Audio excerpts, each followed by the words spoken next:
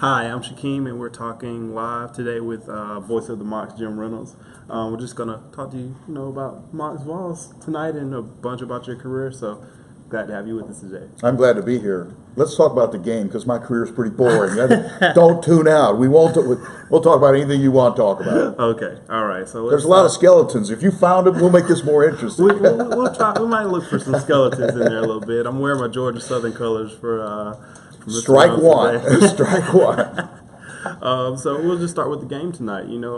This is a big game for UTC, obviously, and it's just the scale. Like UTC's a powerful mid-major, and then you got the Vols who aren't as big. They're in the SEC, but they're bigger because they're in the SEC. Sure. Regardless of that, So just talk about what this means for UTC this game tonight. Well, I'd say first and foremost, tonight starts the college basketball season overall. Duke's in action, Kentucky's in action, Villanova's in action. So everyone's kind of starting tonight. So that's kind of the excitement for me. It's just the start of the college basketball season overall. And this weekend, Chattanooga playing at Knoxville tonight and at Chapel Hill on Sunday. Yeah. They're not bad either, by the way. So, just the start of the season kind of makes it neat and refreshing for me, although it poses a logistical problem a little bit. But for Chattanooga to start out at Tennessee, I saw some of the lines, betting lines, saying, it's close either way, with maybe Tennessee being a little bit of a favorite. But it's interesting in the fact that you have a team that was ultra successful in Chattanooga a year ago. They win 29 games, end up in the NCAA tournament, but as you mentioned, mid-major, Southern Conference, not SEC. Yeah. And then you have Tennessee, a team that is picked 13th out of 14 teams in the SEC. Yeah. With a sub 500 record. I really feel like this is really the beginning of the Rick Barnes era at Tennessee. He has his players. They have 7 freshmen on the roster, so basically half of their players have never played in a game before. Yeah. So it's probably for Chattanooga the perfect time to play Tennessee. And the fact that you watch Tennessee, and I'm a believer in Rick Barnes and what he does. I think they'll get better and better as the season goes on, as those younger guys get a little more maturity and a game or two under their belt. And Chattanooga's just the opposite, a very veteran team. Yeah, so 5 I think senior starters. Yeah, that's one of those situations. 2 or 3 of those guys on the Mocs would start for Tennessee tonight. Yeah. I would say at least 3, and maybe more. So when you start looking at it that way, and like I said, I think Tennessee is talented. I talked to Mocs coach Matt McCall on this. He says the same thing. He says, I think Tennessee's underrated, but I'm not sure if today they're underrated. I think it's just one of those things, because they're so young, it's just going to take time for them to mature. But it's a great opportunity for Chattanooga. It's always kind of fun. Sometimes, at least as of late, it seems like the college basketball season has kind of snuck up on us. There's not that midnight madness, rah, here you go. Yeah. But when you're playing Tennessee and you're Chattanooga, it does get the season off to kind of, you do see it on the schedule as opposed to playing Mars Hill or UNC Asheville or, whoever it is. When you see Tennessee on there and Big Orange and Thompson Bowling Arena, it might be an average crowd of 18,000 or something like that. Schedule, so that makes it fun to really get the season underway with kind of a bang. Okay. All right. So do you think that UTC should be the favorite in this game? I kind of do, for all those reasons, and the fact that and I think their Mocs have some question marks, although the preseason player of the year for the Southern Conference last year, Casey Jones, got hurt 8 games into the season, and so he comes back this year. Is Casey Jones at full strength? Yes, he is. I'm not sure everyone knows that, but I've seen him play and seen him practice, and they're good. Like I said, they're good. Casey's back at 100% after suffering a bad, leg, knee injury last year. Trey McClain of the Mocs is the Southern Conference Player of the Year preseason this year, and they've got a center that's taller than anyone that Tennessee has, in Justin Toyo. So I think they have a lot of elements in game one. Plus, those 3 guys, I talk about scoring and rebounding sometimes with those 3, but really it's their defense. Justin Toyo's a shot blocking kind of guy, and he'll get some blocks tonight. And with the wingspan of a Trey McClain and a Casey Jones, those guys defensively not only clog up some passing lanes, but get some steals that lead to some easy baskets. And easy baskets are always a wonderful thing. Yeah, I'm sure a win would mean a lot for UTC. And talking about that senior-laden team, and I know they've got 5, like I said, 5 senior starters, but they also got a couple sophomores on the bench and a freshman that's looking pretty good. Coach Yeah, they have several guys. You know, you wonder about those younger guys. Like I said, they have some freshmen that have played well in the exhibition game. Yeah. But the exhibition game is It's an an exhibition exhibition game. game. You're exactly right. And the other exhibition game they played against Auburn, that's closed to the public and there's no reporting on it. You could kind of stop and start and practice and do some individual teaching in there. So, again, it's how do those guys react and are they mature enough to go in there? Yeah. There'll be some butterflies tonight. There'll Yeah. be some hearts beating a whole lot tonight. So it's one of those things. But, for Chattanooga, this is really a good, legitimate shot to knock off a team from the SEC. And that's how they started the season last year, going to Georgia and winning a game there. So it's not like it's never been done before. So it'll be a pretty interesting start of the season for Chattanooga. Yeah. In my opinion, UTC has that good combination of experience and talent, and they got some youth. I mean, obviously with their younger guys that could play in those sophomores that they have. So what do you feel like is the ceiling for a team like this year? Where do you see as high as they can go? Well, I've already seen projections, and I know it's mid-November, projections for the NCAA tournament bracket. And I think Chattanooga was seeded 14th, and they're getting ready to play Louisville in Orlando. So I said, Okay. when you're a mid-major, and I've said this many times, if you're a mid-major and you end your season in the NCAA tournament anywhere, any seed, any time, you've had a successful year. That means either you've won a vast amount of games, or at least you've won your conference tournament. Yeah. So I think they will truly end up in the postseason. I think that would be the NCAA tournament. I think they're the best team in the Southern Conference. Yes. We'll see. There'll be some challenges, no question. But it's a team that has a pretty high ceiling. You're coming off a 29-win season, and you have almost the entire group that you had a year ago. And a group that likes each other, and they're cohesive, and they're bringing some of those younger guys along. But it's a group that starts out with a lot of leadership, as you mentioned. You're in year 36? 37, Year but who's 37. counting? You're 37. And in your first year, you saw him win that first SoCon championship. Yeah. So I guess for you, what has been your most memorable moment? People ask me that a lot, and I guess it would be that Sweet 16 run of 20 years ago, and just the NCAA tournament. I think is such a neat thing. It's not only so well organized, but last year when the Mocs went to Des Moines to play in the NCAA tournament, you had Indiana, you had Kansas, you had Kentucky, you had Chattanooga, and some other teams. But you've got some of the absolutely thoroughbreds of college basketball in that thing. I just think the NCAA tournament is so neat. That first year, I remember it well, as a matter of fact, because Chattanooga, they weren't any prohibitive favorite. They weren't a preseason pick number one. But they started some crazy freshman by the name of Willie White, and got some guys going and all that kind of stuff, and won that first tournament over Bobby Crimmins' Appalachian State team in 81, and went to the NCAA tournament. And I've said many times, including last year, winning the tournament and going to the NCAA tournament, it just never gets old. It's always special. And the old cliche, if I ever quit feeling that way, then it's time for me to quit, because it's fun. It's fun when they ask you your ring size. I'll say that. And it's fun to go to the NCAA tournament. A couple of years ago, I was sitting at the NCAA tournament, and I was talking to some of my friends, and some runner came from down the lane. He goes, "Are you Jim Reynolds?" "Yes, I am."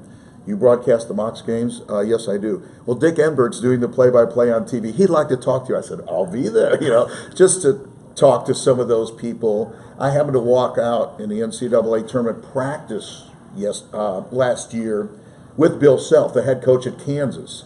And the place erupted. Then I realized it wasn't for me, but it was because the place was so pro-Kansas. But just to see the importance that so many people have for college basketball, and to possibly get into the NCAA tournament, get a ring, and all those kind of things, it just makes it fun. That is that carrot, carrot on the stick that everyone goes for. I just get to go along for the ride sometimes. So it never gets old, from that first year where UTC made their first NCAA tournament, to last year when they made their 11th. I don't know if this is true, but I think that I'm the only one, alive or dead, that has gone to all 11 NCAA tournaments the Mocs have made. I can't think of anyone else who's in that category. So I'll put myself there, and every one of them's been fun. Every one of them's been a blast. That's good. That's good. So I mean, you talked a little bit about quitting. Do you see that finish line for you? I mean, like you said, you're in year 37. I'm 61 and a half years old, and someone asked me that the other day, and I said, you know what? I haven't really thought about it. But again, if it gets to be a job, or if I get upset about the travel or riding on a bus for 6 hours, which, yes, that can get old. If all those things kind of culminate and I say, you know what, I don't want to do this anymore, I'm not going to do this anymore. But as Hank Williams Jr. said, I'm the first one on the bus and ready to ride. I'm ready to go. So I hope I have that enthusiasm, and when I don't, then it will be time for someone else to take over and do a much better job than me. Okay, all right. That's good. You talked about your traveling a little bit, and we've talked about how this weekend's it's a bit of a rough stretch for you. Tonight, Jim will be going to Knoxville, and then tomorrow you'll be back at Henley. Back at Finley Stadium for the football game, which is at 2:00, and then in Chapel Hill Sunday afternoon for the Mocs and North Carolina. My daughter's coming. I have an 11-year-old daughter, and she's coming with me. So that's a father-daughter trip to Chapel Hill. Okay. She's 11, but she might have to drive some. So don't pull her over or anything like that. I was just saying there's some let's say logistical challenges every so often, but it's fun. I'm looking forward to every stop along the way. It'll be a fun weekend. Okay, all right. What are you looking forward to most this season? Well, this weekend is interesting, but there's so many different stops along the way. I like the Southern Conference games. I like conference games, and again, outside of that, this game tonight, you kind of get a pretty good barometer of where you are. Where would you stack up if you were in the SEC, or when you play Carolina? They're ranked 6th in the country. I have no illusions of grandeur. I'll just tell you that Carolina's pretty darn good, but you want to see, when you compete, how you stack up, where you belong, where you fit in. Do you get better as the year goes on? And there are peaks and valleys throughout the year. There are forks in the road. It's not always easy. Even last year when they won 29 games, there were some times where, the travel gets tough, or your room's not ready, or the food's not there, or this, there's always things that go wrong. And are you, as a team, to watch them able to overcome some of those things? That kind of makes it fun. When you see younger guys grow up and learn how to handle things, Casey Jones getting hurt last year and the team then winning the next time out, things like that make an impression. A lot of times more than the points and rebounds and wins and losses. To see guys mature and grow up and have success and smile, that's when they're cutting down nets, that's a happy day for me. It seems like it's a lot of fun for you. So what were some of the nuances that people don't know about, or maybe that you see that make it fun for you? Well, the fun part is the relationship with the players, and it's I've gotten to know, especially basketball, because I'm on the bus with them a lot of times. I'm not this weekend, but some of the downtime is fun, or just playing around with them, those kind of things that people don't see. I've said many times, I mentioned I'm 61 years old, I said, I have more 20-year-old African-American friends on Facebook than anyone on God's green earth for a 62-year-old man. Because all the players, we stay in touch on Facebook and those kind of things. And when I see them, I just remember the good times, whether it be Terrell Owens or Johnny Taylor or Willie White that I talked about earlier, those guys. It's just great for me to have those relationships. It keeps me young a little bit, and again, I cherish those things, and probably those players don't know how much, but I've talked to 2 or 3 former UTC coaches over the last week, and those relationships are what's fun. But the other thing I say is, when the game's over and we're getting ready to go on the bus, and I'm breaking down equipment or carrying equipment in, I always say, nobody sees this part of it. Game's over, blah, blah, blah. Now it's coiling up cables and, and packing up your stuff and getting ready to go. It's not all glamour, When you're on that bus for 6 hours or 7 hours or whatever it is, eating a Whopper from Burger King, it's just, sometimes the glamour goes out of it. But it's something that I've just done it for a long time, and I enjoy every inch of it. I won't ask you who's your favorite player. I know that would be a tough one. But who was, I guess, in football and in basketball, who's your favorite player to watch, or just somebody who just lit up the field or the court just for you that you were just like, wow? Well, I could go in football, Terrell, T.O. stands out because he was so good, and he created mismatches. Jacob Huseman just graduated from Chattanooga. He was fun to watch, and my partner said one time, he goes, I just don't think Jacob will let us lose. So he kind of had that, he willed people to do better. But there have been so many down through the years. In basketball, we mentioned Willie White. I loved Willie White. He was a freshman and started every game his entire career. Gerald Wilkins, obviously, was a superstar. Chad Copeland from Cleveland, from Bradley, was a great player who originally signed with Florida State, played with the Mocs as a Hall of Fame player. I go on and on. I can go to Brandon Bourne and Johnny Taylor, and there's so many guys that were just so much a part of it, but some guys could just take over a game. And those guys I mentioned were guys that could just absolutely take over a game, whether it be football or basketball. You knew who was going to get it, and they couldn't stop them, and that's always fun. What's the biggest difference in calling the game now as opposed to when you first started?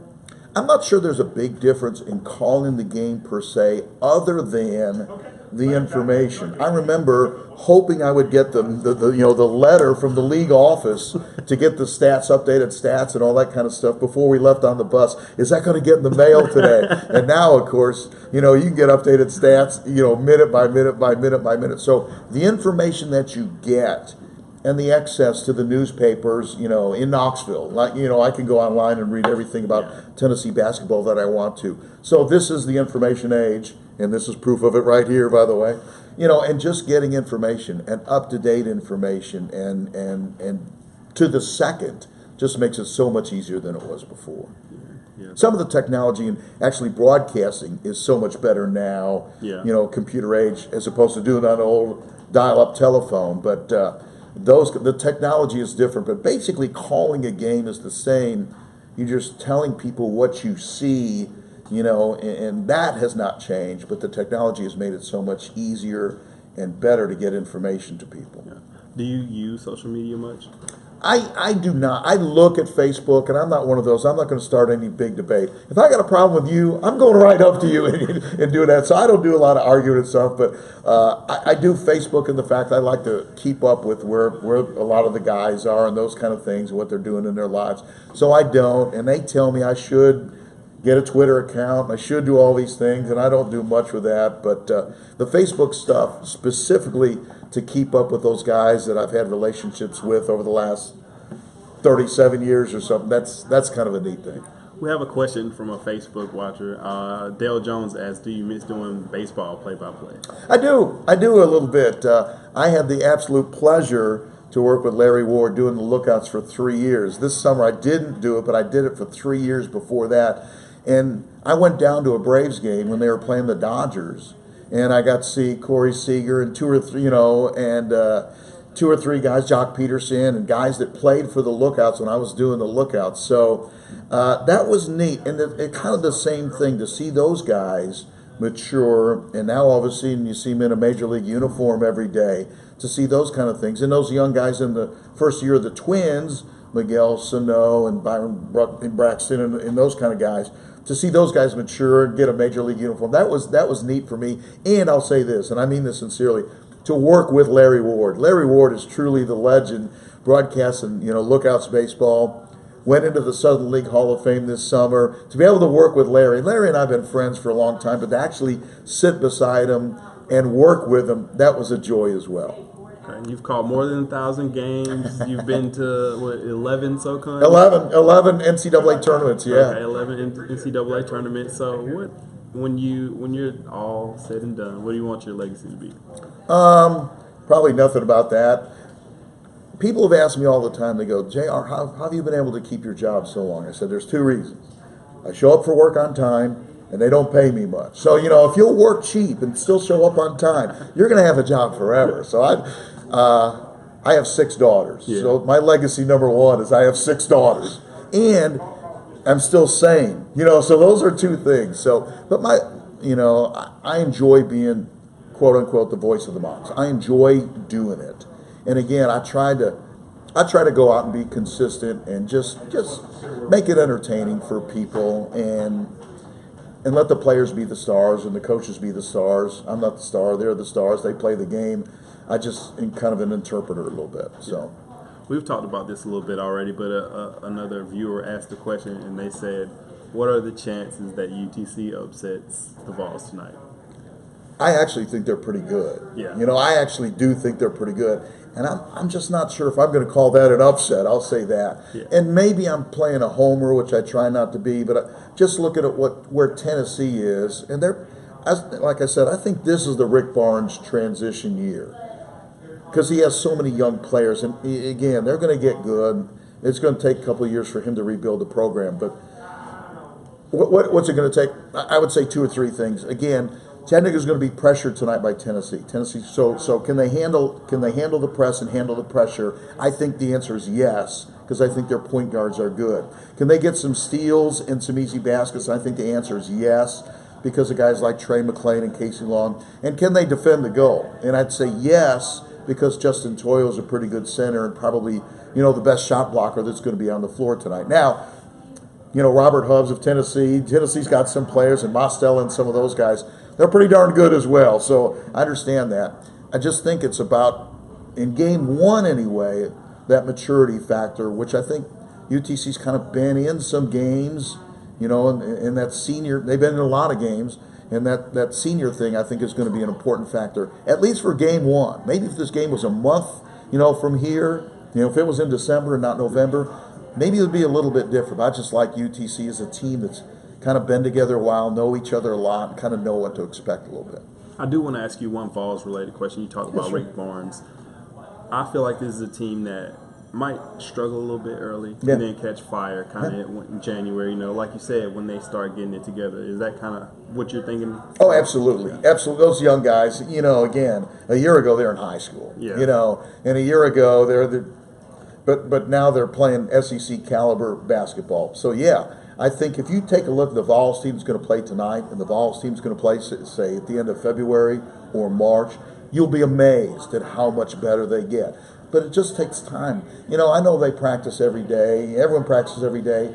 But there ain't nothing like, the lights being on and people paying attention and you getting a real challenge from someone else's defense. And those are the kinds of things that make you better. And so Tennessee, you see them, they'll get better and better, or they'll take 2 steps forward and 1 back, and 2 forward and 1 back. By the end of the year, they'll be one of those teams that no one wants to play in the SEC tournament.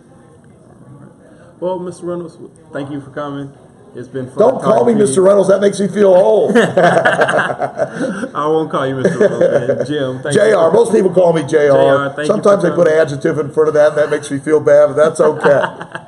All right, well, I know you have a tough schedule, a bunch of traveling to do, so we'll let you get out of here. We can talk football and basketball anytime. You call me, I'll be here. I trust you. We'll have to have you back. I'm in. I'm in. Thank you so much. Good to see you. Appreciate you asking me.